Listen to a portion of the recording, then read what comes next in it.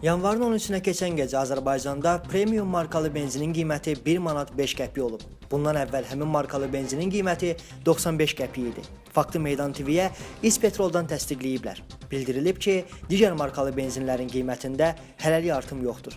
İqtisadçı Natiq Cəfərli qiymət artımına münasibət bildirərkən deyib ki, premium markalı benzinin qiymətini Tarif Şurası müəyyən etmir. Sitat: "Güya bu da üzən rejimdə olmalı, qiymət rəqabətli mühitdə müəyyən olunmalı idi.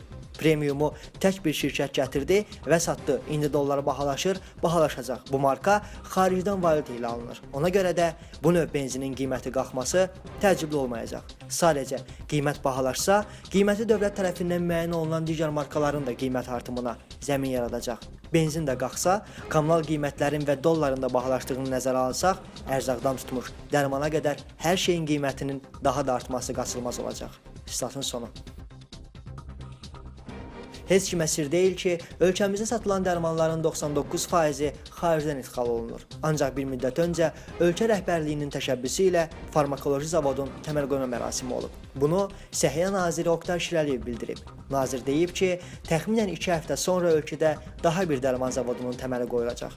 Onun sözlərinə görə ən müasir və yüksək keyfiyyətli dərman preparatları istehsal edən zavodların Azərbaycanda fəaliyyət göstərməsi üçün başqa ölkələrlə də danışıqlar aparılır.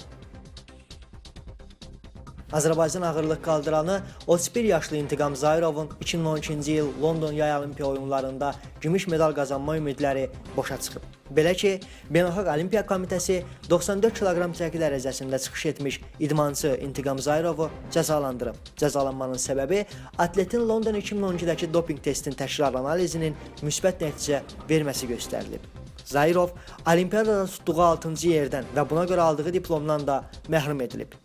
Bu isə o deməkdir ki, London 2012-də də eyni halla üzləşməsi İntiqam Zahirovun ömürlük ağırlıq qaldırma yarışlarından uzaqlaşdırılacağı anlamına gəlir.